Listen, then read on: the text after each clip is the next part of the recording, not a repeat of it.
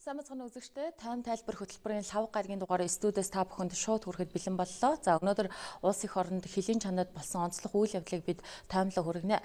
Хариуцлагагүй уул уурхай улмаас 4 хүн амнасаа алдаж элэг бүтэн 4 айлын амьдралд энтерсэн асуудал өнөөдөр ч олон нийтийн анхаарлын төвд байгаа юм а.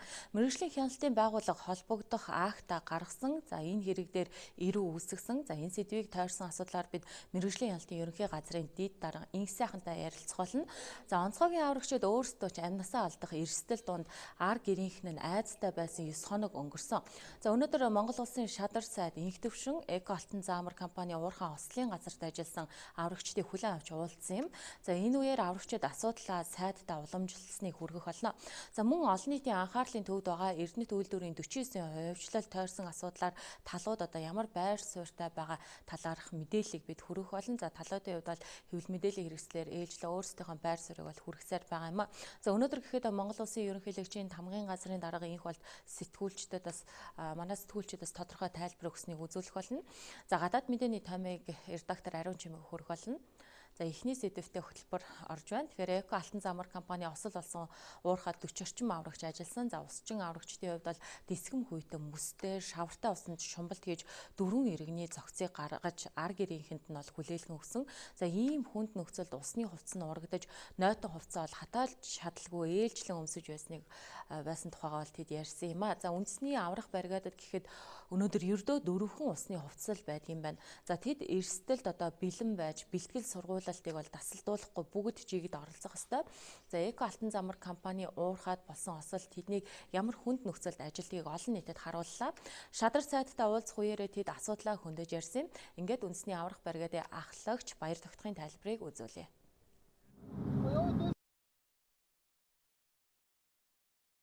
Жумалтай хувцас багц хэрэгслийг илүү сайн сайжруулад өгвөл аврагчдын ур чадварч төр үйл ажиллагаач төр ер нь илүү сайн болох байхаа гэж бодож байна. Аюулгүй байдал тийм ээ. Тэгээ дээрэс нь ямар нэгэн байдлаар өнөөдрийн байдлаар Аранга аймгийн Өгийн нуур суманд гүний жумлын дадлаг сургалт 20 албаагч оролцож байгаа. Тэн дээр үндэсний аврах баригадаас нийтдээ 4 усны гүний багц хэрэгсэл 20 хүн ээлжиж юм гэсэн үг л дээ. 4 комтол явж байгаа. Тэр ард нь ямар нэгэн байдлаар гамшигчлын дуудлага гарлаа гэхэд багц хэрэгслийг хүрэлцээгүй. Сургалтандаач тэр аврах ажиллагаандаач тэр багц хэрэгслийг сайжруулад өгвөл маш сайн байгаа. Онцгой байдлын албаны техник тоног төхөөрөмжийн хүрэлцээ хангамж нэг үе бодвол сайжирсан. Гэхдээ өнөөдөр аврагчдад хангалттай хүрэлцэхүйц хувцас багаж хэрэгсэл алга гэдгийг хэлж байгаа. Жишээ нь аврагчид гал төмөр зохиур тороосон шүүр цөөн тооны үлээгч аппараттай л амнасаа золиослон ордог байна. Тийм ч учраас бас энэ асуудалд онцгой анхаарах ёстой гэсэн ийм тайлбар байгаа. Ингээд үзэж та бүхэндээ үргэлжлүүлэн онцгой байдлын ерөнхий газрын дэд дарга хурандаа ууган баярын тайлбарыг үзүүлье. Төсөв хөрөнгөтэй асуудал дотроос нэн яаралтай энэ засгийн газрын хуралдаанд аврагчдын иж бүрдэлтэй холбоотой энэ усны хувцас сэргэлттэй холбоотой энэ багаж хэрэгсэлтэй холбоотой хувцас сэргэлттэй холбоотой тооцоогоо гаргаад танилцуулаа гэдэг чинь энэ дээр бол онцгой байдлын байгууллага бид нар урьдчилсан бол тооцоо бидэрт байгаа. Дахиад илүү наривчлсан байдалтайгаар 300 гэдэг бол бүр салбарын хэмжээний том асуудлаар бид нар хэлж байгаа. Энэ доторх зүйл бид нар ялгаж авч жагаад тусгаал энэ асуудал дээр хандна. Усчин аврагчаас гадна Охирийн төмөр дээр, хээрийн төмөр дээр ажиллаж байгаа манай гал унтрагч нар байна шүү дээ. Гэтэл тэр хүмүүст маань галаас хамгаалсан мөнгөлөг өнгөтэй тийм нөмрөг байгаа юм л да. Тэр чи хээрийн төмөр дээр гинт асуудал үүсгэхэд бол өөрийн аюулгүй байдлын хангалттай холбоотой. Гэх мэтлэнгийн энэ бүхнийг бид нар өнөөдөртөө том тоног төхөөрөмжийн асуудалд их анхаарч ажилласан байна. Ерөөс аврагчийнхаа нэг бүрийн энэ хувцас сэргэл багаж тоног төхөөрөмж иж бүрдэл дээр цаашд анхаарах зайлшгүй шаардлага байгаа юм байна. Түргэн шуурхаа тооцоогоо хийгээд ороод тэгээд засгийн газрын тогтоол гаргуулъя. Энэ тал дээр дэмжиж ажиллая гэдэг зүйлийг сая бүр тусгаалan онцгой анхааруулж хэллээ. Манайд чинь 7-8 төрлийн мэргэжлийн аврагчид ажиллаж байгаа юм шүү дээ. Усчин байж, шүгүрчин байж, тесэлгээчин байж, хиймчин байж, дуудлага хүлээ авахч, тусгай тоногтой машины жолоочин тэр бүх хүмүүс бол өөр гисэн гүйцэтгэх үүрэг чиглэлтэй. Харин бид нар 18 онд 90 анх аврах анги салбар тавигдах стандарт гэдэг зүйл аль бие усаар стандартаа батлуулчихсан. Тэрэн дотор анги бүлэг салбар тэр тусмаа нэг бүрийн одоо аврагчийн иж бүрдэл гэдэг зүйлийг стандарт болгоод авчлаа. Энэ одоо анх удаа хийгээд авлаа л да. Тэгэхээр энэ стандартын хүрээнд дараагийнхаа он жилүүдийн хөрөнгө оруулалтын асуудал дээр ийм асуудал нь төдөө хангалттай байна, ийм асуудал нь орхитой байна гэдэг ч юм уу нэгэсэндээ бид бол бодлогоо одоо төсөөллөө бий болгоод авчихсан. Ингээд цааш дэгүү шатахт явна. Гэхдээ өнөөдрийн тухайд бол шатрал сайд анхааруулж байгаа зүйл бол яаралтай засгийн газарт зарим зүйлийг бол оруулж ирж танилцуулаа. Ингээд шийдээд явнаа гэдгийг бол хэлээд байгаа. Тэгэхээр онцгой байдлын албаны ажил аврагчдын нуруунд дээр тогтдог. Тиймээс ойрын үед шаардлагатай хувцас хэрэгсэл хангалтынхаа асуудлыг бол засгийн газарт оруулж ирэхээр болж байна. Тэгэхээр одоо онцгой байдлын аврагчдын хувцас хэрэгслийн асуудал дээр бол засгийн газар гар таталгүй анхаарах зүйт ямаа гэсэн ийм байр суурийг шадар сайд илэрхийлсэн. Ингээд түүний тайлбарыг үзүүлье. Австрийн голомтод гүйцэтгэсэн албаагчд бол ер нь одоо онцгой байдлын албаны хаагчид яаж ажиллах ёстой юм гэдгийн үлгэрч боллоо. Ер нь манай онцгой байдлын албаны албан хаагчид аврагчд сайн ажиллаж байгаа. Маш сайн ажиллаж байгаа. Хамгийн хүнд нөхцөл таавхан хамгийн түрүүнд явдаг. Гал ус, зод турхан, ган гачиг, өвчин тахал, газар хөдлөлт, салхи шуурга, за тэгээд иргэд төөрхөж таавхан л явж идэг. Үүргээ сайн гүйцэтгэдэг. Тийм учраас ийм гавьяатай хүмүүс учраас энэ байгууллагын нэр хүнд ард түмний дотор олон түмний дотор их өндөр байгаа. Төрийн байгууллагууд бол шүүмжлэгддэг, шүүмжлэгдэж байгаа. Харин манай онцгой байдлын албаны албан хаагчид түүний тэр аврагчдын нэр хүнд бол өндөр байгаа. Энэ нэр төрөө энэ төвшөнд нь хадгалж яваарай гэж хэлэх гэж байна юуны төрөнд. За энэ Төв аймгийн Заамар сумын нутагт болсон ослын үед энэ бол 2 дугаар сарын 28-нд болсон. Тийм ээ 28-нд болсон. Үндсэндээ 9 10 хоног 10 дахь өдрийнхээ өглөө 4 9 дахь өдрийнхээ тийм ээ олон хоног ажилласан. Тэгтээ маш амаргүй нөхцөлд ажилласан. Би очиж үзсэн яг газар дээр нь тэр аврах 90 хайх ажиллагаа яаж явж байгаа, ямар нөхцөлд ажиллаж байгаа, та бүхэн хэрхэн одоо яаж үүргээ гүйцэтгэж байгааг би газар дээр нь очиж үзсэн. Үнэхээр хүнд нөхцөлд ажиллаж байсан. Мөсөн доогуур тэр усанд л одоо ажиллаж байсан. Бас мөн хан нурах ийм их өндөр эрсдэлтэй байсан. Тэрнээс айлгүйгээр цэргийн хүний хувьд өгсөн үүрэг даалгаврыг ямар нэгэн одоо элдв тайлбаргүйгээр шууд одоо гүйцэтгэж байгаа явдал бол үнэхээр миний одоо бахархлыг төрүүлсэн. Зөвхөн удаач биш өмнө ч гэсэн 2017 оны 10 сард Отхон тэнгэр ууланд болсон аюултай одоо эмгэлт явдлын үеэр зодны үеэр их одоо олон газар гарсан түүмрийн үед гангийн үед энэ өвчин тахал гарсан газруудад тэрэг бүхэнд бол маш сайн ажиллаж үүргээ биелүүлж ирсэн. Дөнгөж сая би Монгол улсын ерөнхийлөгчтэй энэ тухай танилцуулсан. Ерөнхийлөгч бас та бүхэнд одоо баяр хүргэж байна гэдгийг бол уламжлаарай гэсэн. Ерөнхий сайд мөн одоо та бүхэнд бас одоо баяр хүргэж байна гэдгийг бас надаар дамжуулж уламжилсан. Тэгээд одоо энэ үүргийг сайн гүйцэтгэж байгаа эх орныхоо өмнө хүлээсэн тангарахтаа үнэнч байж үлгэр жишээгээр тэмцэж байгаа та бүхнийг бас одоо шагнуулъя. Та ерөнхийлөгчн дээр ямар байр суурьтай байна гэж сая би асуусан. Ерөнхийлөгч бол эндээс тодорхойлоод оруулаад ирсэн тэр дагуу одоо шийдвэрээ гарганаа. Би бас одоо тийм бодолтой байгаа гэдгийг хэлсэн. Тийм учраас даруйхан одоо надад тэр тодорхойлтыг өнөөдөр аваад би энэ дараа ерөнхийлөгчдөр энийг гардуулж өгнө. За бидэнд бас анхаарах зүйл нэлээд харагдж байгаа. За юуны төрөнд энэ хувцас сэргэлийн хувьд таархан байна. Одоо бид нар шинэ техник, машин яг нь нэлээд авч байгаа. Одоо энэ Беларусь улсаас 72 машин авна тийм ээ. За энэ сайн хэрэг.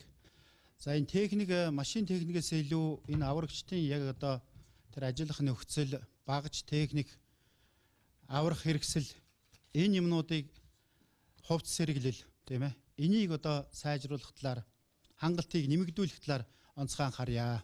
Шаардлагатай бол Монгол улсын засгийн газарт шийдвэрийн төслийг оруулаад ирээ. Яг төсөвд бол байгаа гэхдээ бас нэмэлт тийм арга хэмжээ авах шаардлага байгаа бол Бадрал генерал тэрийг оруулаад ирээ. Хамгийн гол зүйл бол энэ аврагчдын хувьд цаашдаа энэ яг юугаар одоо энэ аваар осолтой тэмцэх юм бэ гэдэг талаар тэр гар яг ингээ бариад орох тэр зэвсэг хэрэглэл, аврах хэрэгсэл, хувц сунар энэ юмыг л хангалтыг сайжруулах явдал чухал байна л гэж үзэж байна. Энэ талдаа бол энэ 19 онд бас ер нь анхааръя одоо тийм ээ. Тий, энийг одоо энэ тал руугаа их анхаарахгүй. Сая би хөдөө явж үзлээ.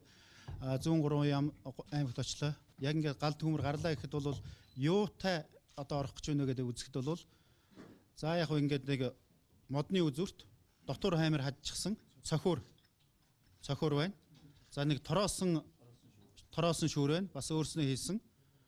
За цөөхөн хэмжээний цөөхөн тооны үлээгч аппарат байна. Тэр бол нэг бас нэг 400 орчим мянган төгрөгийн. Гэхдээ сүүлийн үед бол айл өрх бас нэлээд авах сонирхолтой болсон гэж байна. Ягаад гэвэл энэ талын төмөрт айл мал өрх их өртдөг учраас за тэр бол их цөөхөн байна. Тэрийг нэмэгдүүлж өгмөр байна гэж бодлоо. 200 мянгаас 400 мянган төгрөгийн тэр үлээгч аппарат.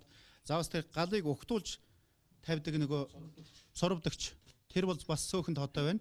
Энэ талын юмнууд дээр илүү их анхаарч хөрөнгө байдаг юм бол тийш нь зарах нь зүйтэй гэж үзэж байгаа. Тэгэхээр гамшигаас урьдчилан сэргийлгээд зарцуулсан $1 ирээдүйд гарах одоо гамшигт зарцуулах байсан $15 хэмнэдэг гэж олон улсад үздэг. За тэгэхээр аврагчид бол улс орноо хамгаалж олон айл өрхийг элэг бүтэн амьдруулдаг энэ цагийн игэл бааtruуд юм. За Эко алтан заамар компани уурхайн осолд ажилласан 20 гаруй аврагчийг бол төрийн одон медалаар шагнах хүсэлтийг энэхүү онцгой байдлын албаныхан гаргалаа. Тэгэхээр бид энэ сэдвийн хүрээнд үргэлжлүүлэн ярилцахаар студидээ за мэргэжлийн хэлтийн ерөнхий газрын дээд дарга инх сайхныг урьж ирүүлээд байна. Тэгэхээр Эко алтан заамар компани уурхаад гарсан ослын улмаас л аврагчдын асуудал инх олон нийтийн анхаарлын төвд орж одоо техник тоног төхөөрөмж хувцас хэрэгсэлт нь анхаарья гэдэг юм байр суурийг шадар сайд инх төвшин илэрхийллээ. За олон нийтийн хувьд бол та бүхнээс ямар асуултанд хариулт аваасаа гэж хүсэж байгаа гэхээр осол гарсан уурхай дээр одоо бас акт тодорхой хэмжээний дүгнэлт гарсан болов уу гэж хүлээж байгаа. За бидний урьдчилсан авсан мэдээлэлээр бол бас ослын шалтгаан болоос энэ компанийн үйл ажиллагаатай холбоотой гэж ийм мэдээлэл гараад байгаа л та. Та энэ дээр тайлбар өгөөч. Тэ сая өнгөрч одоо сарын 28-нд осол одоо гарлаа гэдэг ийм одоо дуудлага мэдээлэл мэргэжлийн хэлтийн байгууллагад ирсэн. Тэгээ мэргэжлийн хэлтийн ерөнхий газрын дарга цагаан өхөө даргын одоо удирдамжийн дагуу мэргэжлийн хэлтийн байгууллагын шуурхай бүлэг 10 хүний бүрэлдэхүүнтэй ингэж одоо ажиллалаа.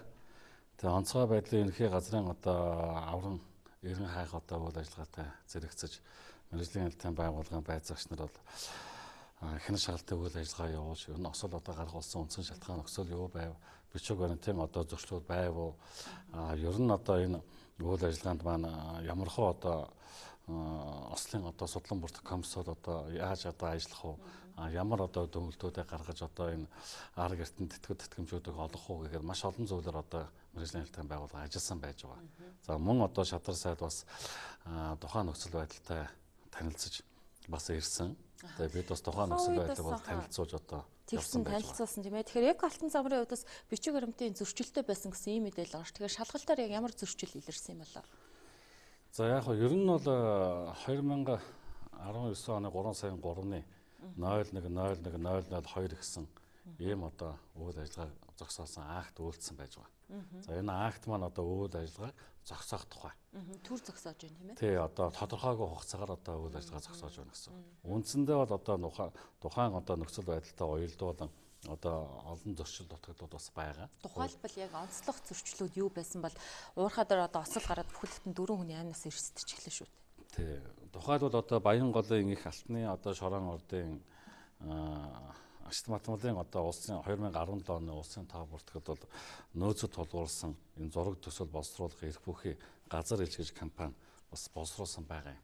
За тэгэхээр тухайн компани маань одоо юу гэдэг Ашт математикийн одоо тухайн хуулийн 35 дахь зүйлийн 35-ын 4 заасны дагуу геолог уулуурхайн асуудал эргэлсэн төрийн зархын төв байгууллагаас томилсон комисс уурхайг одоо үйл ажиллагааг нээх ёстой. За тэгэхээр энэ одоо уурхайн одоо үйл ажиллагааг хөлөн авсан дараа уурхайн одоо үйл ажиллагаа явуулах ёстой байсан нь явагдаагүй байна гэж. Уурхай хоёрны хизээнээс үйл ажиллагаагаа эхэлсэн байдаг юм болоо. За өмнө нь бол Эко алтан заамрын бас нэг уурхай дээр осол өнгөрсөн жил гараад нэг хүн бас амнасаа алдсан. Хариуцлагагүй уурхай энд яваад байна гэдэг асуудлаас хөндөгдөжсэн байна шүү. Тийм. Нодон жил одоо бас нэг хүний одоо амнаас ирсэн юм одоо шалтгаан нөхцөл бол байгаа. Тэгэхээр тухайн хүн маань бас одоо экскаваторын чиглүүлэгч хүн байсан. Тэгээ чиглүүлэгч хүн маань одоо экскаватораа чиглүүлээд ингээд явж завсар одоо гинжнээс нь ингээд төмөр өсөрч бас одоо эмгэлт юм бол болсон байгаа юм. За нодлон жил Монгол улсын ерөнхийлөгчийн одоо хуулийн зөвлөх за мөн одоо ашигт малгуулын одоо газрын тосны газар уул уурхай яам байгаль орчны яам ингээд мэргэжлийн хэлтийн одоо ерөнхий газар байгууллага одоо хамтарсан том ажлын хэсэг гарч уул уурхайн одоо үйл ажиллагаа явуулж байгаа аж ахуйн нэгжүүдийн үйл ажиллагаанд бол хянах шалгалт хийсэн. Тэгээ эдгээр одоо байгууллагууд маань одоо мэргэжлийн хэлтийн байгууллага санал тавиад ингээд одоо хамтарсан ажлын хэсэг гаргая гэдэг. Тэгээ энэ гарсан ажлын хэсэг бол 9 сард одоо явагдсан. Тэгээ 9 сард одоо явхад тухайн одоо энэ үйл ажиллагаа явуулсан саяны осол болсон гэх одоо лицензийн талбайд бол энэ үйл ажиллагаа явагдаагүй. Тэгэхээр үйл ажиллагаа бол 9 сараас хойш одоо явагдсан гэсэн үг үү? За тэгэхээр би өөрчнөө тодорхой тайлбарж өгье л да. Ерөөсөө энэ компани 4 лицензтэй ажих байна гэж байхгүй юу? Тэгэхээр одоо нэг одоо лиценз нь Төв аймгийн Бүр хангай сумтай хэл залгаа заамар суманд бий. Нөгөөх нь одоо саяны осол гарсан энэ Баянголын их гэсэн алтны шорон ордын газар байгаа юм. Тэгэхээр энэ саяны осол орсон газарт бол энэ үйл ажиллагаа явагдаагүй байсан. Нөгөө газарт нь бол одоо үйл ажиллагаа явагдаж байсан одоо манайх бичиг баримтын зөрчилтэй гэдээ зогсоосон байна. 10 дугаар сард үйл ажиллагаагаа эхлүүлсэн байсан гэдээ ярьж байна л да. Тэгэхээр тухайн үед одоо магадгүй мэргэжлийн хяналтын төлөвлөгөө тянш шалгалт хийдэг бас хийдэг. Гэхдээ ийм уурхай эрсдэлтэй байна шүү гэж магадгүй орон нутгаас гомдол санал ирсэн бол шалгалт хийх байсан болов. Яа тэгэхээр сүүлийн үед мэргэжлийн хяналтын яагаад ийм эрсдэлтэй уул уурхай дээр одоо үйл ажиллагаа явуулахыг нь хориглоогүй юм бэ гэд та бүхнийгээс шүүмжлээд хараад байна шүү. Тэгэхээр одоо би түрүүн хэллээ тийм ээ 2018 онд мэргэжлийн хэлтийн байгууллага саяны одоо миний хэлсэн төр засгийн төв байгууллагуудтай хамтарсан шалгалт хийсэн. Энэ одоо шалгалтаар маш олон зөрчлүүд дутагдлууд бол гарсан. Энэ уул уурхайн одоо компаниудын үйл ажиллагаанд одоо хянах шалгалтаар зөрчил илэрсэн зөрчил болгонд нь бид арга хэмжээ тооцож эрүүгийн хэрэг үүсгэж заримд нь одоо захиргааны зөрчлийн одоо хэрэг үүсгэж нэлээдгүй хэмжээний одоо нөхөн төлбөрүүдийг улсын одоо төсвөд оруулсан байж байгаа. Зарим одоо компаниуд лицензийг туслах одоо асуудлуудыг бид тавьсан. Чухамхүү зүгээр саяны энэ гарсан одоо компани маань тухайн үед нөгөө талдаа байсан. Энэ лицензийн талбай дээр ард хэрэгтэй нэг та бүхэн санаж байгаа бол нэг үйл ойлголцсон асуудал үүсээд нэг хэл мэдээлэлээр явсан шүү дээ. Тэр маань бол байгаль орчны ариусан үнэлгээ батлагдаагүй. Ийм одоо байсан. Тийм учраас бид одоо энэ бичиг баримтын зөрчилтэй байна гэдэг үгнээс энэ компани үйл ажиллагаа зогсоосон байсан. Түүний дараа байгаль орчны яам байгаль орчны ариусан үнэлгээ баталснаар эргэцэн одоо үйл ажиллагааны эхлэх юу бүрдсэн байна. Энэ одоо саяны болсон одоо гээд байгаа энэ Баянголын их гэдэг дээр чинь бол эдгээр хизээ хойно 10 сарын одоо сүүлээс ахуулаад хянах шалгалтын үйл ажиллагаа дууссан. Нэг осны өвлийн удирд эхэлсэн энэ үед эдгээр үйл ажиллагаа явуулсан байгаа байхгүй юу? Одоо бол энэ тусдаа асуудал гэж байгаа боловч юу гэдгийг хүүтний улиралд одоо ийм уул уурхайн үйл ажиллагаа явуулахгүй гэж хоригдчаад хахад явуулж байгаа ийм мэдээлэл бол мэдээж орон нутгийнхан өгчээсэн болов уу гэж ойлгогдоод байна. Яагаад тэгэхээр орон нутгийнхантай асуудалтай байсан нь өмнө бас хэвлэлээр тодорхойлчихсан байсан. Тэгэхээр ийм мэдээлэл танад ирж ирсэн болов уу? Тийм. Тэгэхээр энэ мэдээлэл бол маад ирээгүй. Тэгэхээр ерөнхийдөө бол одоо нөө тэзүүд одоо тусгасан одоо энэ үйл ажиллагаа маань явагдсан байна уу гэдэг түрүүн би хэлсэн одоо эхнийх нь одоо зөвлөөс авахлаад өөрөөс ингээд яриад тасалчлаа. Тэгэхээр энэ актад урдгдсан одоо зөрчил шалтгаан нөхцөл дутагдлуудыг одоо бид бүгдийг гаргаад ийм зүйлээс болоод танах одоо үйл ажиллагаа явуулсан одоо илэрлээ гэдэг зүйлээр бид үйл ажиллагаа нь одоо зогсох тодорхойгүй хугацаагаар нэг ёсондоо хэр энэ одоо дөрөв хүний одоо Эрдэнэ таймнаас одоо ирсэнтэй холбогдуулаад эрүүгээр үүссэн явж байгаа шүү дээ. Тэгээ энэ эрүүгийн хэрэг маань одоо дуусны дараа дараад нь одоо тодорхой хэмжээний одоо бидний тавьсан энэ зөрчил дутагдлуудыг бүрэн арилгасны дараа ямар нэгэн осол энгэл гарахааргүй хөдөлмөрийн аюулгүй ажиллагаа зөрчгөөргүй бичиг баримтын зөрчилгүй болсон тохиолдолд энэ уурхайн одоо үйл ажиллагаа нээхээр энэ тодорхойгүй хугацаар үйл ажиллагаа зогсоодсон байна. За та маш олон зөрчил илэрсэн гэж түрүүн хэллээ. Сая л хоёлоос торхой зөрчлийн талаар мэдээлээ. Өөр одоо ямар зөрчил байсан болоо? Бас тухайн үед хэвлэлийнхэн шуугаад байсан л та бас яг одоо осол гарсны дараа газар хөдөлсөн гэж мэдээлсэн. Гэтэл энэ бол тийм шалтгаан биш байсан. Энэ бол компани цаанаас нь явуулж байгаа одоо өөрсдийнх нь ингэж олон нийтэд хүрэх гэсэн гол санаа нь байсан гэж шүүмжлээд байсан. За зүгээр энэ одон орны өгсөн мэдээлэл шатар сайдаг бас ирэх үеэр ч гэсэн мэдээлэл гэж байсан. Тэгээд тэгтээ бол тухайн одоо осол гарсан одоо хоногийн өмнөх өдөр хөдөлсөн байсан л да. Тийм учраас бид бол энийг бол түүнтэй холбож үзэхгүй байгаа. Зөвхөн ер нь тэрийг одоо тэр тухайн одоо ямар хөө хэмжээтэй одоо хөдлөөд энд одоо нөхцөл шалтгаанд нь одоо бас нэг нотлох баримт болж орохгүйгүй юу гэдэг бол энэ тэр одон орны геофизикийн одоо байгууллагын асуудал. За би юунаас бол одоо ингээд дөрвөн хүн эрсдгээр цаана дөрвөн айлын амьдрал яригдж байна л да. Тэгэхээр бас дээр шадар сайд мэдээлэл өгөхдөө бол тодорхой хэмжээний компани бол одоо тус бүр 50 сая төгрөг за бас орон сууц өгөхөөр болсон гэсэн ийм мэдээлэл өгч байсан. Тэгэхээр та бүхэн бас дүнэлтээ хэрхэн яаж гаргаж ажилласан бол үнэхээр компани ийм одоо хэмжээний нөхөн олгуурыг тухайн одоо айл өрхөдөд өгөхөөр болсон юм бол. Тий, тэгэхээр бол манай бас одоо саяны миний хэлсэн одоо акт зөрчил дутагдлуудыг одоо гаргаж ирээд ингээд одоо акт тавьсан тийм үү. За энэ актаар бол нийтдээ бол 8 зөрчил дутагдлыг бид илрүүлээд ингээд акт зогсоогоод ингээд тавьчихсан. За эрүүг үүснээ дараа энэ маань одоо ингээд үргэлжлээд явна гэсэн. За хоёр дахь одоо бидний хийсэн арга хэмжээ бол мэдээж хэрэг одоо мэргэжлийн хэлтийн байгууллагын хөдөлмөрийн одоо хэлтийн аюулгүй байдлын одоо байцаагч нар тухайн одоо арга гэрээхэнд үзүүлэх энэ одоо хөдөлмөрийн тухай хуулийн 97 дугаар зүйлийн 97-гийн 1-2 заалсны дагуу үйлдвэрлэлийн осол, хурц хордлого, мэргэжлийн шалтгааллах өвчнөө улмаас нас орсон ажилтны арга гэрт 36 одоо сар ба түүнээс дээш сарын цалинтай тэнцэх одоо хэмжээний нөхөн төлбөрийг одоо олох ийм хуулийн заалттай. Тийм учраас энийг одоо хэрхэн одоо хэмжээгээр одоо олох вэ гэдэг одоо би тогтоож өгсөн. За ерөнхийдөө бол одоо 193 сая 320 мянган төгрөгийг одоо арга гэрт нь олох ёстой юм байна. За одоо жишээлх юм бол одоо хохирогч гээд 64 сая 800 мянган төгрөг, хохирогч ПЭД 59 сая 400 мянган төгрөг, хохирогч ООД 34 сая 560 мянган төгрөг, хохирогч БЭД 34 сая 560, нийт одоо 193 сая 320 мянган төгрөг. За яг энийг бол одоо компани нөхдүүд бол тэгсдэхэд 200 сая гээд 50 сая төгрөг олохоор болсон байж байгаа л да. За дээрэс нь мэдээж хэрэг энэ маань бол одоо нэгээс дээш удаа гэж байгаа.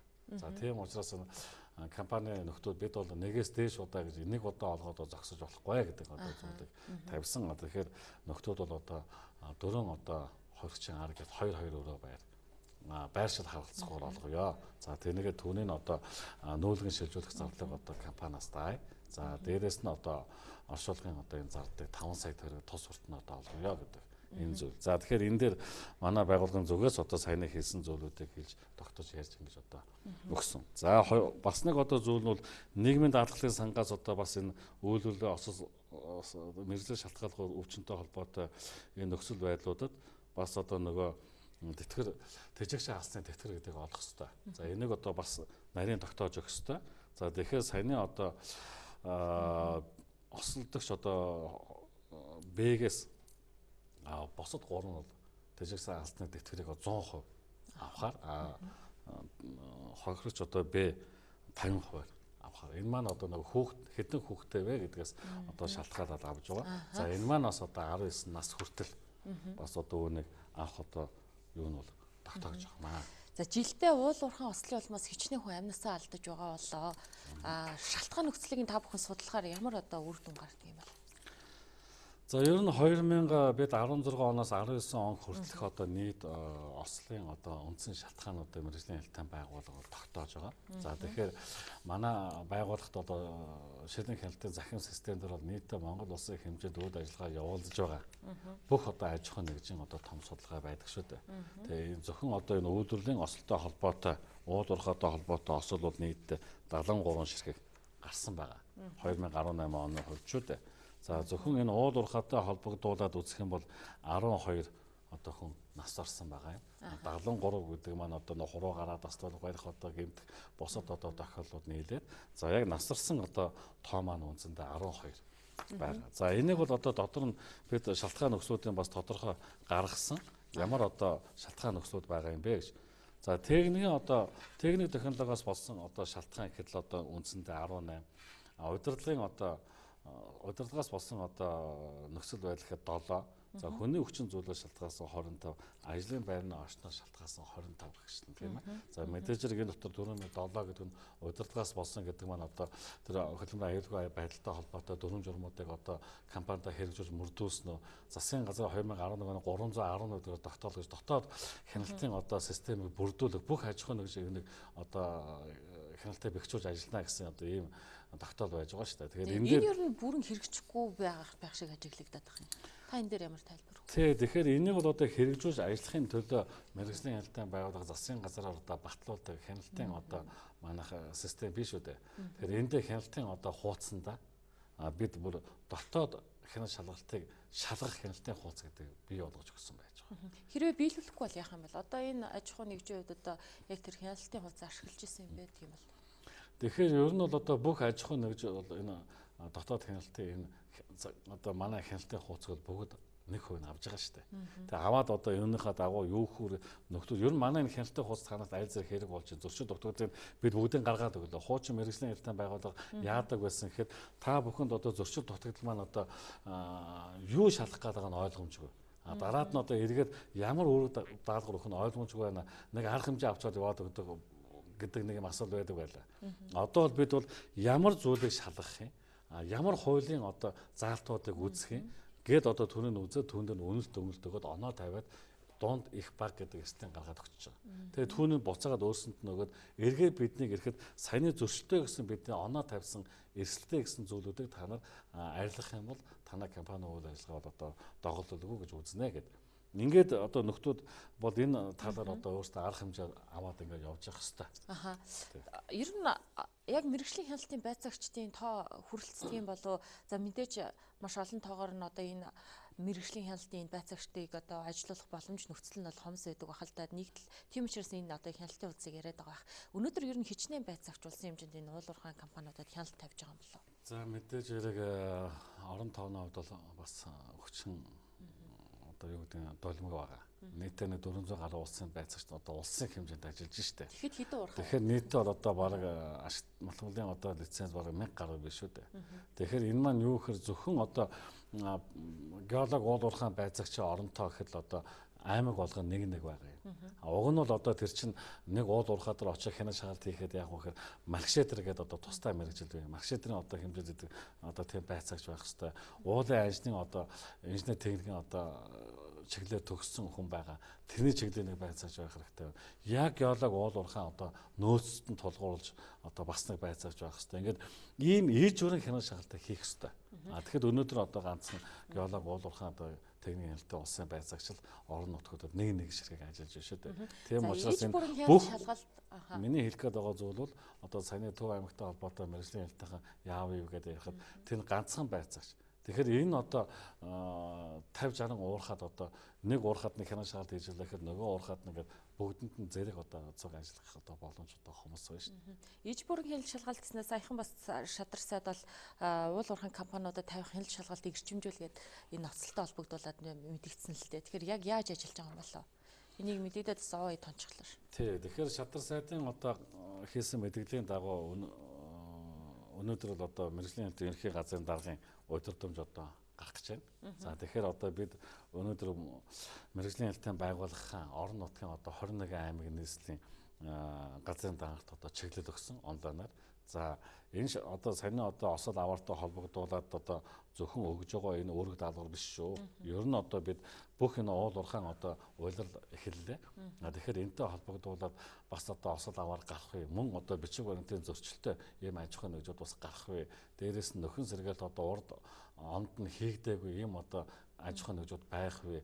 Мөн одоо улсад төлөх ёстой татвар түрээсүүд төлбөрүүд нөөц ашигласны төлбөр одоо бусад нөгөө усны төлбөр мөлбөр гэдэг энэ төлбөр төлөгдсөн үгүй юу гэдэг энэ бүх бичиг баримттай холбоотой зүйлүүдийг ээж бүрэн шалгаа. За тэгээд энэ осол аваар гарах ийм одоо нөхцөл шалтгаануудыг бас одоо бүгдийг шалгаа.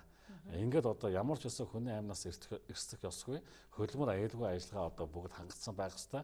Уул уурхайн одоо нийл уурхайн аюулгүй ажиллагааны далд уурхайн аюулгүй ажиллагааны дүрм журмууд одоо бүгд хэрэгжих ёстой шүү гэдэг ийм зүйлүүдийг одоо өгсөн. Ингээд одоо аймгийн мэргэжлийн хяналтын газрын дарганараар ахлуулсан. Тухайн одоо чиглэлийн бүх байцаагчдыг одоо бид маргаашаас авахлаад одоо хүнсэндээ ихэнх шагалтын үйл ажиллагаа эхлүүлэхээр байж байгаа. Тэгээ одоо энэ бол 21 аймгийн одоо бүх уул уурхайг хамарна гэсэн үг. За баярлалаа тань. За баяр. Үзэгчдээ тань тайлбар хөтөлбөр студиэс та бүхэнд шууд хүрч байна.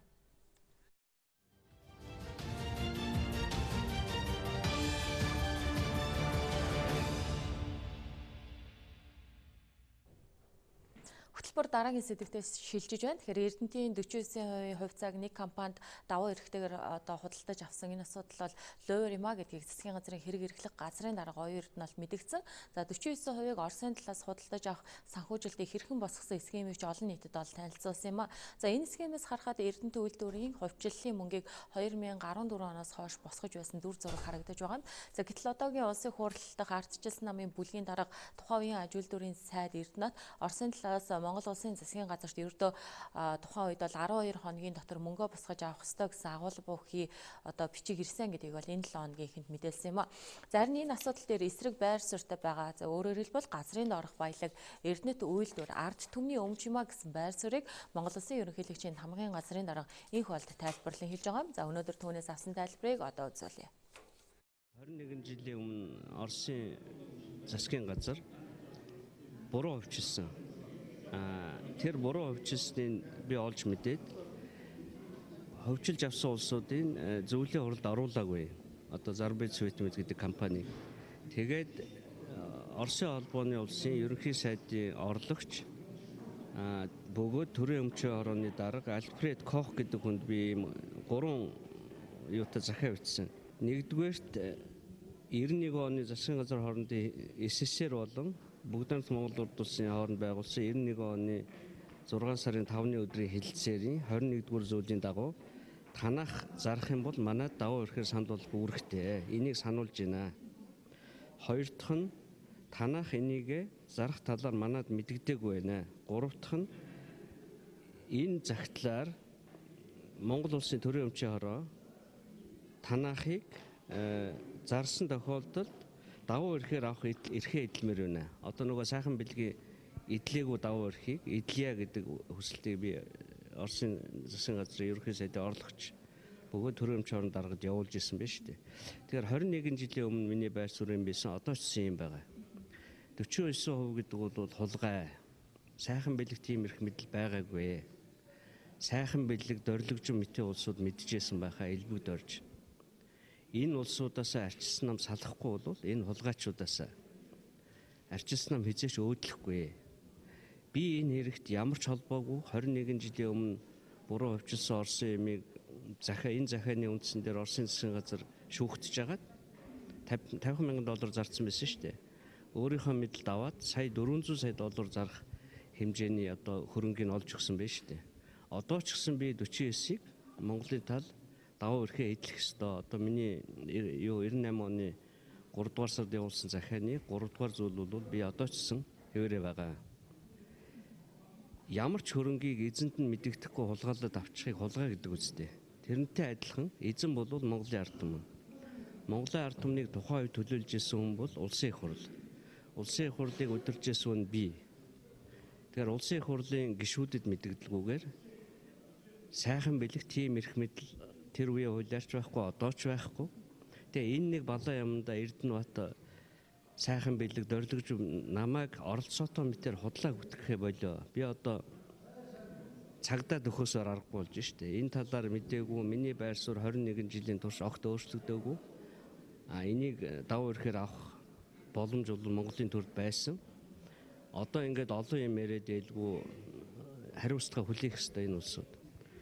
Монголын ард түмний өмч Эрдэнэс 5 толгойг МСС болон Хятадын компанид бас үнгүй өгөх гэж оролцсон. Элбэг дорж бас энд оролцсон байна. Тэгэхээр энэ ард түмнийхөө өмчийг хулгай хийдэг улсуудтайгаа арчилсан байгаа цагт бол өөдлөхгүй. Тийм учраас салах хэрэгтэй гэж би арчилсан нам зөвлөж байгаа. Таныг бол оролцоотой байсан мэдчихсэн тухайн үед намын дарга байсан, улсын хурлын дарга байсан гэдэг байгаа тийм. Тухайн үед байсан арчилсан намын удирдлагад мэдэгдээг, улсын хурлын даргад мэдэгдээгүй хийсэн учраас мэдэгдсэн бол би 21 жилийн өмнөх байр суурийг хэлнэ. Бид эзнийхээ эрхийг хэрэгжүүлж байна. Тэгэхээр манай хорооны шийдвэрийг хууль бус гэж үзэж байгаа бүх захирлууд өргөдлөө өгч болно. Энэ захирлуудын доотлын ажил үүргээ хариуцж байгаа бүх хүмүүсийг томилохыг ерөнхий захирлын үүрэг гүйцэтгэгчид албан ёсоор үүрэг болгож байна. Орж ажиллаа ав, хамт тэмдэг ав. Энэ шийдвэртэй санал нийлэх байгаа бүх хүн халагдаж байна. Арчилсан нам 49% хувьчлыг буруу хийсэнтэй улсууд манай дотор байгаад байна. Ерөнхийлөгч элбэгдээр сайхан бэлэг ерөнхий сайд одоо бүлгийн дарга Эрдэнэбат ажил дүүрэн сайд гэх мэт улсууд. Тэгээ энэ улсуудтай байгаад байвал 2016 онд сонгуульд ялагдсан ялгаагүй давтагдана. Тийм учраас баяр цогтыг арчилсан намаас хөөсөн шиг Эрдэнэ дарга бол энэ хулгай хийсэн улсуудаа хөө. Одоо Эрдэнэс 5 толгойг чинь үнс болно гэж Баабар хэлээд тэгээ сайхан бэлэг элбэгдэрч хоёр үнгүй өхөр бэлдчихлээ 100 жилээр. Инх сайхан 3 нийлээд Хятадын төрийн өмчийн компани MCS 2-т. Нөгөө компани яасан? Тэрбум долларын экспорт хийдэг. Ямар ч зардал гаргадаггүй ийм том компани болж хувирлаа шин. Тэгээ энийг ялгааг бол хулгай хийх гэж оролдсон завдалт шүү дээ. Нэг хэсэг 400 сая тонн нөөцн Эрдэнэс MCS-д очсон байна. Тэгээ энэ болгоом ард түмний өмч. Ард түмний өмчийг авах гэж байгаа бол ард түмнийг төлөөлдөг 76 гишүүнтэй л ярина. Ярихгүйгээр хийсэн бүх юм хулгай. Засгийн газрын хэрэг эрхлэх газрын дарга өнөөдөр Эрдэнэтэд бас онцгой дэглэм тогтоочод ажиллаж штэ. Тэгэхээр энэ тухайн үед та бас яг иймэрхүү нөхцөл байдал үүсгэж ажиллаж. Монгол улсад онцгой дэглэм 91 оны хуулиар тогтооход би очиж хэрэгжүүлсэн. Өнөөдөр Эрдэнэт муу ялгаагүй. 49% хөвчлөл нь хууль бус учраас тэр хэдийг удирдлагатаа оролцуулах нь бас хууль бус. Засгийн газар тэр удирдлагатаа оролцуулахгүй гэж хийсэн юм. Нөгөө 49% нь оролцоод байгаа учраас үйлдвэр бол удирдлаггүй болсон. Одоо яг л 21 жилийн өмнөх юм давтагдаад байна шүү дээ. Тэгэхээр энэ нэг 49%-ийг хуулийн дагуу шийдэж хулгай хийсэн улсуудыг хариуцлага тооцохгүйгээр юм бол цаашаа явахгүй. Оюутан дарга хийж байгаа үйл ажиллагааг тавьж. Оюурд нь хууль биелүүлж штэ. 21 жилийн өмнө би хууль биелүүлсэн. Өнөөдөр оюурд нь хууль хэрэгжүүлж байна. Юу нь болохгүй байгаа. Нөгөө хулгай хийсэн улсууд л хамгийн их сандарч айд сандраад зургтын хамаг цагийг л аваад ах шиг байна штэ. Би энэ 49%-тай ямар ч хамаагүй эсрэг байгаа. Тухайн үед эсрэг байсан. 21 жилийн өмнө эсрэг байсан. Монгол улс бол даваа эрхээ эдлэх ёстой. Эзэнд нь хэлэхгүйгээр худалдаж авсан байвал хулгай. Буцах ёстой энэ. Тэгэхээр Эрдэнэ үйлдвэрийн 49%-ийг худалдан авсан 400 гаруй сая Америк долларын 72%-ийг нь бол төрөөс за үлдсэн 27%-ийг нь бол худалдаа хөгжлийн банк гаргасан байх магадлалтай гэдгийг засгийн газрын хэрэг эрхлэх газрын дарга оюун эрдэнэ мэдээлсэн. За энэ схемийг бол хууль хяналтын байгууллага шалгаж тогтоосны дараа засгийн газар Mongolian Corporation компанитай хэлцлийн ширээний ард суух боломжтой гэдгийг тэрээр хэлсэн юм а. За одоогийн ардчилсан намын бүлгийн дарга тухайн үеийн аж үйлдвэрийн сайд Эрдэнэт үйлдвэрийн 49%-ийг Монголын талд авчирхад тухайн үеийн засгийн газар зөв шийдвэр гаргасан гэж тайлбарлаж байна. За тэрээр энэ хувьчлал болох үед аж үйлдвэрийн сайдаар ажиллаж байсан гэдгийг бид онцолж байгаа юм а. За засгийн газар Эрдэнэт үйлдвэрийн 49% хувьчлалтай холбоотой баримтуудыг ил болгосон сайн хэрэг гэдгийг бол тэрээр онцолсон. Гэхдээ зарим мэдээлэл бол олон нийтэд бүрэн хүрээгүй. Жишээлбэл Оросын Ростех компаниас 2016 оны 6 дугаар сарын 1-нд Монголын талд ирүүлсэн захидлыг орчуулаагүй. За энэ захидлалд ажлын 12 хоногоос доошгүй хугацаанд багтаж төлбөрөө төлөхийг тогтоосон гэдгийг бол хэлж байгаа юм а. За энэ бичгийг засгийн газар орчуулж олон нийтэд хүргэх хэрэгтэй гэдгийг тайлбарлаж байна. За энэ богино хугацаанд бол засгийн газар 400 гаруй сая Америк долларыг босгох боломжгүй байсан гэсэн юм. За ингээд түүний тухайн үед өгсөн тайлбарыг одоо үзүүлье. Засгийн газрын тэмдэглэлээс нууцын зэрэгтэй надад энэ бичиг хадгалагдав. Ил ус учраас би өнөөдөр та бүхэнд үзүүлж байна. Энэ тэмдэглэл дээр 3 дугаар заалтан дээр Улсын их хурлын ээлж тус сонгуул болж байгаатай холбогдуулан Улсын их хурлын 16 оны хаврын ээлж тусган завсарсан тул гэлээжгсэн худалдан авсан тадарах Улсын их хурл танилцуулан хэлцээрийг сойрхон батлах хуулиудыг хүчингү болсон тооцох асуудлыг их хурлд оруулах арга хэмжээ авахыг аж үйлдвэрийн сайд Эрдэнэтед даалгасан гэсэн тэмдэглэл байна. Хэрвээ тэр уламжлалт чанар байсан бол дараагийн шинэ их хурл бүрдэхэд шууд энэ асуудлыг хэлцэх боломж байсан уу байсан. Харамсалтай нь энийг хийгээгүй шууд улс төрчлөл рүү явуулсныг та бүхэн мэдж байгаа. Энэ бол болсон процесс нь баталж байгаа. Эцсийн эцэст би сайдын хувьд ямар шийдлээр зогссон гэхээр зарчим бодлого хоёрын шийдлээр зогссон. Яагаад гэвэл нэгэн төр худалдаж авах боломжгүй учраас хүний нохой идэхээр өөрийн нохой идгээ гэдэг нэг монгол үг байдаг шүү дээ, тийм ээ. Монгол улсад 49% нь орж ирээд Эрдэнэт бүхлээрээ Монголын өмч болох нь бол улс төрийн зөв шийдэл байна гэдэг би өнөөдөр хүртэл дэмждэг. Тийм учраас засгийн газар энэ шийдвэрийг гаргасан гэж би ойлгож байгаа. 6 сарын 19-ний хуралдаан дээр би хилцүүлэхээр оруулсан, танилцуулгыг хийсэн. 6 сарын 13-ны хуралдаан дээр би өөрөө байгаагүй ч гэсэн засгийн газрын шийдвэр гарсан. Энэ бол хамтын шийдвэр. Ингэж л асуудал нэг тийшээ шийдэгцэн гэдгийг бүгд нь би өнөөдрийн байгаа мэдээллийг тодорхойлжээ гэж бодож байна. 49% хулгай гэдэг асуудал өөр асуудал. Оросын санал акцаа худалдах санал болгосныг Монголын төр хилцээд оруулж ирсэн нь бол хулгай үйлдэл биш ээ. Энэ бол улс төрийн шийдвэр байсан. Би засгийн газрын шийдвэрийг зөв гэж ойлгож байгаа. Яг л өнөөдөр хүн болгон эрдэнэ үйлдвэрийг харж байна. Хувийн ч байна уу, төрийн ч байна уу? Энэ үйлдвэр Монголын 100% Монголын өмч болсон хэн ч энийг буруудах чадахгүй байгаа гэдгийг би ойлгож байгаа. Ганцхан энэ үйлдвэр цаашдаа ажиллахдаа улс төрийн хэлээр биш, эдийн засгийн хэлээр ярьж ажилласаа гэж би хүсэж байгаа. Нэг танилцуулган дээр гарсан байлаа. 2016 онд Эрдэнэт үйлдвэр Оросын хувьцаатай байх үеийнхэн энэ шилжилтийн үе дээр 70 эдхэн тэрбум төгрөг улсад татвар төлсөн байдаг тийм ээ. 2018 онд энэ 9 дахин нэмэгдсэн байгаа байхгүй. 9 дахин нэмэгдсэн. Тэгэхээр Эрдэнэтийн 49% Оросын доол. Энэ бол Оросын өөрийнх нь хувь Монголд орж ирснээр үнэхээр энэ Эрдэнэт үйлдвэр эдийн засгийн хувьд ашигтай болсон гэдгийг тоон хуулиар нотолж байгаа нотлогоо шүү дээ. Энийг бид нар хаана ойлгох хэрэгтэй. 49-ийн хулгайн холбоотой асуудыг санхүүгийн одоочл мөн угаалт хийсэн гэж яриад байна та цаан чинь тийм үү? Мөн угаалт гэж юу гэдгийг бол олон улсын хэлээр нэг тодорхойлт гарах байх. Санхүүгийн асуудлыг бол шүүх хяналтын байгууллагууд шийднэ. Энийг буруу босгоно уу зөв босгоно уу гэдэг. Энэ бол засгийн газрын асуудал шийдэх асуудал биш. Засгийн газар өөрийнхөө улс төрийн шийдвэрийг гаргасан. Энэ нь ямар шийдвэр байсан гэхээр ямар ч байсан Оросын холбооны улсын 49%-ийг Монголд оруулж ирэх нь бол улс төрийн зөв шийдлээ гэдэг шийдвэр л гарсан гэж би ингэж ойлгож байна. Тэгэхээр Эрдэнэт үйлдвэрт бол засгийн газар 6 сарын хугацаатай онцгой дэглэм тогтоосон. За энэ нь бол одоо хэрэгжиж байгаа үндсэн хуулийг зөрчиж байна гэдгийг бол ардчилсан намын бүлгийн дарга Эрдэнэт хэлж байна. За Эрдэнэтийн 49%-ийг Монголын компани авсан тухайн үед бол зөв шийдвэр байсан гэдгийг ийхүү тайлбарлалаа. За үүнтэй холбогдуулан бас мэдээлэл өгөх үеэрээ бол Эрдэнэтийн 51% Жастин Батхүйтэй холбогдох бодит тохирлын асуудалтай ч гэсэн засгийн газар анхаарах ёстой гэдгийг бол илэрхийлж байсан юм а. Үзэгч та бүхэн одоо дэлхийн хотуудын цаг агаарыг мэдэн анхаарлаа хандуулна.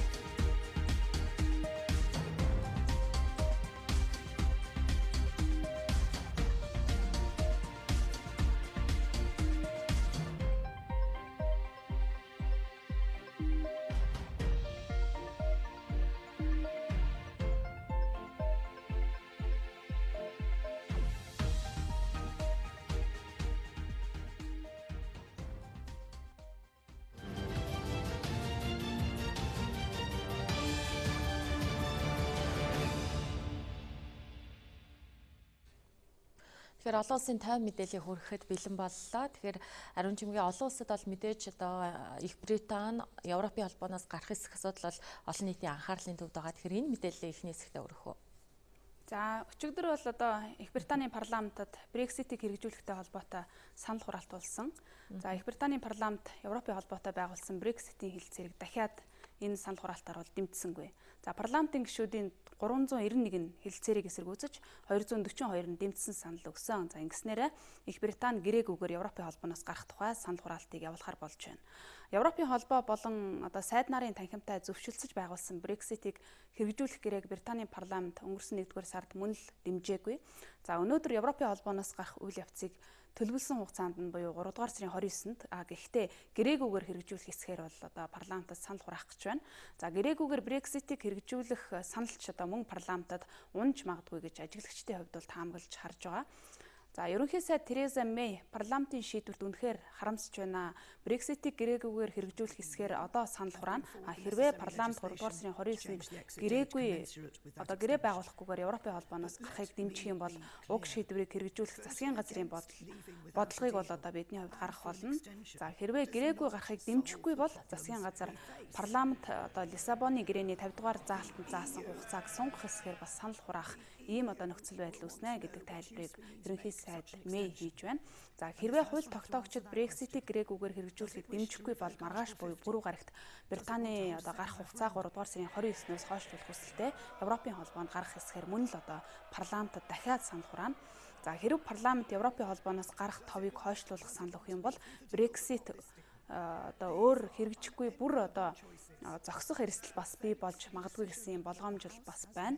За парламент дахь Брекситийг дэмжигч болоод эсэргүүцэгч гишүүд ерөнхий сайд Тереза Мэйг бодлоо өөрчилж Брекситийн гэрээн дээр бууж өгөхөд нь нөлөөлөхийг бас чармааж байгаа ийм дүр зураг бас харагдаж байна.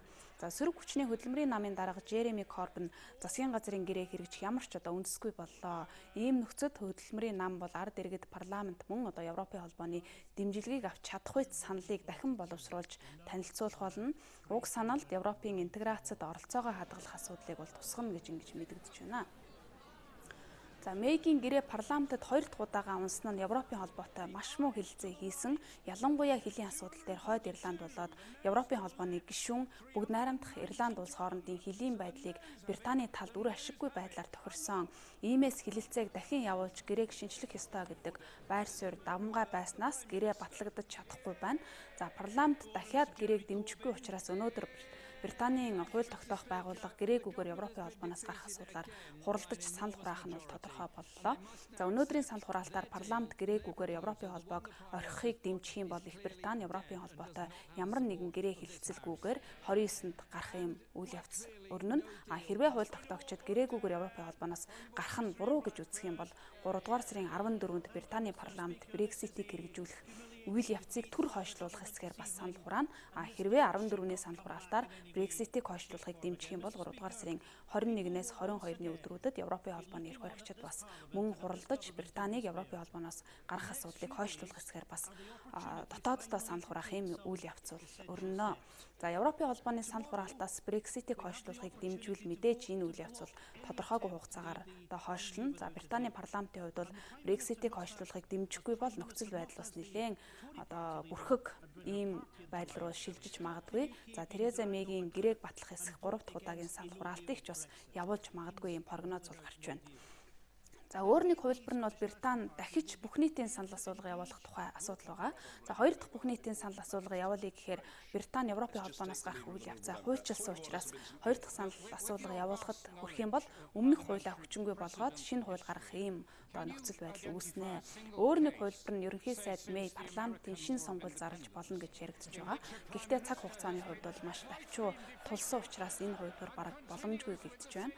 Европын холбооны эрх баригчид Британийн ерөнхий сайд Тереза Мэй парламентта дахиад ялагдал хүлээсэн учраас одоо Брекситийг хэрэгжүүлэх үйл явц бол 1 жилээр хойшлж магадгүй гэж ингэж дүгнж харж байна. Өөрөөр хэлэх юм бол Европын холбоо Брекситийн асуудлаар шин шатны хэлэлцээг ирэх 11-р сараас нааш эхлүүлэх боломж байхгүй. Иймээс Брексит 2020 оны хавар хэрэгжих төлөв байна гэж ийм дүгнэлтийг бол одоо Европын зарим эрх баригчдын хувьд гаргаж байгаа. За Британи яагаад Европын холбооноос гарах сонголт хийв? Их Британи Европын холбоонд бол нэлээд маргаантай байдлаар анх нэгдэж орсноос хойш бол одоо 40 гаруй жил энэ интеграцид одоо нэгдэж байна. За сүүлийн жилүүдэд Европын холбооны интеграц гүнзгийрээд энэ холбооны эрх мэдэл өргөжөж үндэсний буюу одоо гишүүн улс орны засгийн газар эрх мэдэл хумигдсан. Ийм учраас Британий зарим улс төрчид иргэд Европын холбооны интеграц үндэсний бие даасан байдлыг хумих эрсдэлтэй гэж үзээд 2016 оны хавар холбооноос гарах эсгээр бүх нийтийн санал асуулгыг явуулсан. За санал асуулгаар Британийн ард иргэдийн 52% нь Европын холбооноос гарыг гэсэн санал өгсөн бол 48% нь холбоондоо үлдэх сонголтыг хийсэн. За энэ бол Европын холбооноос гишүүн улс гарч байгаа анхны тохиолдол. Өөрөөр хэлэх юм бол Европын холбооны гишүүн улс орнуудын харилцааг зохицуулдаг Лиссабоны гэрээний 50 дугаар зүйл буюу гишүүн улс холбооноос гарахтай холбоотой харилцааг зохицуулах зүйл заалт анх удаа хэрэглэгдэж байгаамаа. За энэ зүйл заалтаар хоёр тал буюу Европын холбоо, за гишүүн орн буюу Их Британи хоёр гарах үйл явцыг 2 жилийн хугацаанд хэрэгжүүлэх ёстой. Ингээд Британий ерөнхий сайд Тереза Мэй Европын холбооноос гарах үйл явцыг 2017 оны 3 дугаар сарын 29-нд эхлүүлсэн учраас 19 оны одоо 3 дугаар сарын 29-нд Brexit аль биесээр хэрэгжих ёстой. За Европын холбоо Их Британийг холбоондоо үлдээх сонирхол бас нөгөө талд байна. За энэ үднээсээ Европын холбооны шүүх бас Британийг шийдвэрээ зогсоож болно гэдэг ийм одоо бас журмыг гаргасан байдаг. Мөн Европын холбооны Британаас бусад 27 гишүүн улс орон Брекситийг хэрэгжүүлэх үйл явцыг товлсон 2 жилийн хугацаанд хийж чадахгүй бол сунгаж хойшлуулж болно гэсэн ийм одоо хоёр шийдвэр бол одоо зэрэг гарсан байдаг. За энэ 2 жилийн хугацаанд ерөнхий сайд Мэй Европын холбоотой яриа хэлэлцээ уйггүй хийж тохиролцоонд хүрч 500 гаруй хуудас бүхий гэрээ хэлэлцээрийг бол байгуулсан. За гэрээний гол тохиролцооноос дурдах юм бол одоо Британи Европын холбоонд гишүүнчлэхдээ хүлээсэн үүргийнхээ дагуу гарахтаа 39 тэрбум фунтын төлбөр төлөх ёстой. Мөн одоо хоёр талд ажиллаж амьдардаг иргэдийн харилцан зорчих шилжих үйл явцыг одоогийн хууль дүрмээр нь явуулах буюу одоогийнхоор нь хадгалахаар ингэж тохиролцоонд хүрсэн. За энд хамгийн их асуудал дагуулж байгаа нэг тохиролцоо бол Хойд Ирланд, Бүгд найрамдах Ирланд улс хоорондын хуурай газраар тогтсон хилийн асуудал. За энэ хилд бол 20 гаруй жилийн өмнө хүчирхийлэл тэмцэл гарч улмаар хоёр тал 1998 онд хэлэлцээр байгуулж зөрчлийг аль биесээр зогсоосон байдаг. За гэвч энэ энхийн хэлэлцээр Хойд Ирландын доторх гүн хагарлыг арилгаж чадаагүй. Өнгөрсөн 1-р сард гэхэд энд одоо автомашинд тавьсан тесрэх бөмбөг дэлбэлсэн ийм одоо хэрэг гарч байсан. Харин одоо Их Британи Европын холбооноос гарах болоход хуучны хагарал үл ойлголцлыг сэргээж магадгүй гэсэн болгоомжил байгаа учраас одоо Хойд Ирланд болоод Бүгд найрамдах Ирланд улс хоорондын 310 милийн хуурай газрын энэ хил зөрчлийн үед бол хамгийн их цэрэгдсэн бүс байсан. За хэлэлцээрийн дараагаар хилийн харуулын цамхаг шалган нэвтрүүлэх цэг зэргийг татан буулгасан бол одоогийн хэлэлцээрээр одоо хилийн дээрх биет байгууламжуудыг сэргээхээр болж байгаамаа. За 1998 оны хэлэлцээрийн дараа Европын холбоо Их Британи Хойд Ирланд болоод Бүгд найрамдах Ирланд улс хоорондоо харилцааг бий болгох үйл ажиллагааг бас өрнүүлж худалдааны гэрээ хэлэлцээрийн үр дүнд хоёр талын итгэлцлийг бол бэхжүүлсэн байдаг. За одоо Их Британи Европын холбооноос гарахаар энэ хил нь Британи Европ төв хоёрын хоорондын цорын ганц одоо хуурай газрын хил болж үлдэх юм аа. За Британийн сөрөг хүчнийхээ хилийн байдлыг ингэж чөлөөтэй байлгаж болохгүй гэдэг хувилбараар асуудалд хандаж 1-р сард парламентод болсон гэрээг сойрхон баталгын эсрэг санал өгсөн бол сая бас энэ одоо хувилбараар гэрээг батлахын эсрэг ийм одоо шийдвэрийг гаргасан байгаа.